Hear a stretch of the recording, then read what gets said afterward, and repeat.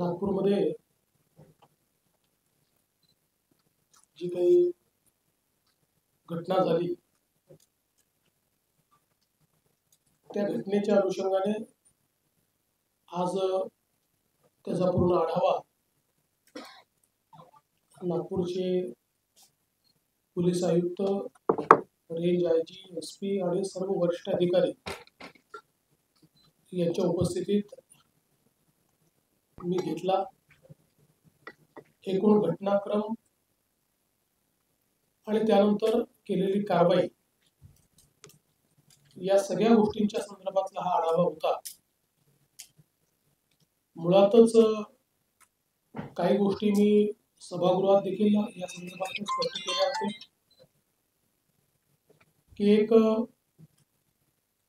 जी काही औरंगजेबाची कबर सकाळी जाळण्यात आली आणि त्याच्यानंतर काही लोकांनी तक्रार केली, पोलिसांनी तक्रार देखील दाखल करून घेतली। मात्र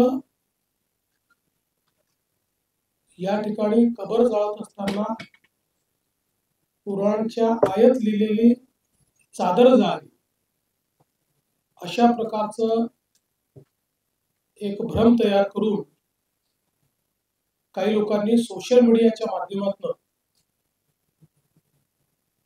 एक अपप्रचार केला आणि त्यानंतर मोठ्या प्रमाणात जमाव संध्याकाळी तयार झाला। जमावाने तोडफोड केली, दगडफेक केली, गाड्या फोडल्या, लोकांवर हल्ला केला। पोलिसांनी जवळपास 4-5 तासामध्येच या संपूर्ण दंगलीला आवर घातला। त्याकरता अश्रुधुराच्या नळकांड्या असेल किंवा त्या ठिकाणी इतर प्रकारच्या प्रतिबंधात्मक ज्या गोष्टी करण्याची आवश्यकता होती त्या सर्व गोष्टी या पोलिसांनी केल्या।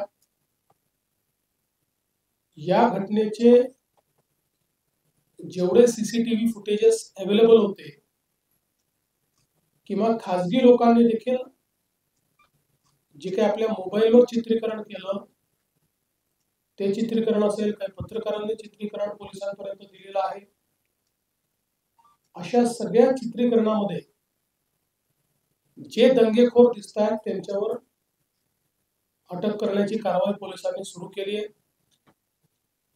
104 लोक आतापर्यंत आयडेंटिफाय झाले, ज्यामध्ये 92 लोकांना अटक केली आणि 18 वर्षाच्या खालचे विधी संघर्षित असल्यामुळे त्यांच्यावर ज्या प्रकारची कायद्याने कारवाई करता येते ती कारवाई करण्यात आली आहे। आणि अजूनही हे आयडेंटिफिकेशन चाललेलं आहे। याही पेक्षा जास्त लोक हे या ठिकाणी अटकेमध्ये घेण्याचा पोलिसांचा मानस आहे। जो व्यक्ती दंगा करताना दिसतोय, दंगेखोरांना मदत करताना दिसतोय, अशा प्रत्येकावर कारवाई ही करण्याची मानसिकता या ठिकाणी पोलीसची आहे। त्या दृष्टीने पोलिसने कारवाई सुरू केलेली आहे।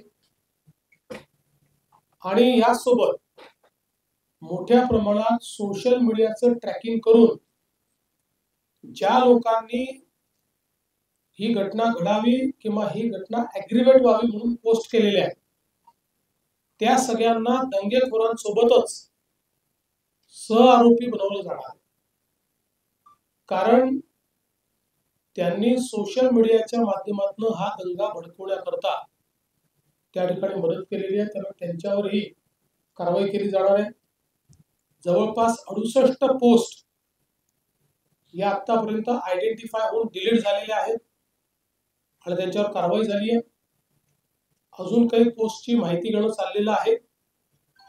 आणि अशा प्रकारे ज्या लोकांनी भडकवणारा पॉडकास्ट केलं, ज्यांनी चुकीच्या पोस्ट टाकून अफवा पसरवून त्या ठिकाणी लोकांमध्ये एक पॅनिक तयार केलं, अशा सगळ्या लोकांवर मोठ्या प्रमाणात कारवाई होईल। ज्या लोकांचं नुकसान झालेलं आहे, गाड्या फोडणं, काहींच्या पार्शली गाड्या फुटल्या आहेत, त्या सगळ्यांना पालकमंत्र्यांनी स्वतः लक्ष घातलेलं आहे. त्या सगळ्यांना नुकसान भरपाई येत्या 3 ते 4 दिवसात दिली जाईल. आणि आता जो काही आपण काही निर्बंध घातलेले आहेत, त्या निर्बंधांमुळे थोडं जनजीवनावर परिणाम होतोय, व्यापारावरही परिणाम होतोय. त्यामुळे ते लवकरात लवकर त्यात शिथिलता आणावी अशा प्रकारचा प्रयत्न आहे. पण त्याच वेळी पोलीस सजग राहणार आहेत आणि कोणीही दंगा करण्याचा प्रयत्न केला तरी देखील अतिशय कडक कारवाई केली जाईल.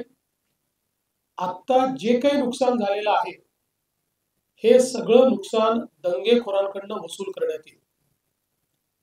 त्याची सगळी किंमत काढली जाईल आणि ते दंगेखोरांकडनं वसूल केलं जाईल. आणि दंगेखोरांनी ते पैसे भरले नाही तर त्यांची प्रॉपर्टी विकली जाईल. अशा प्रकारे नागपूरमध्ये किंवा महाराष्ट्रात कुठेही या गोष्टी सहन केल्या जाणार नाहीत. नागपूरमध्ये तर एक नागपूरचा शांततेचा इतिहास राहिला.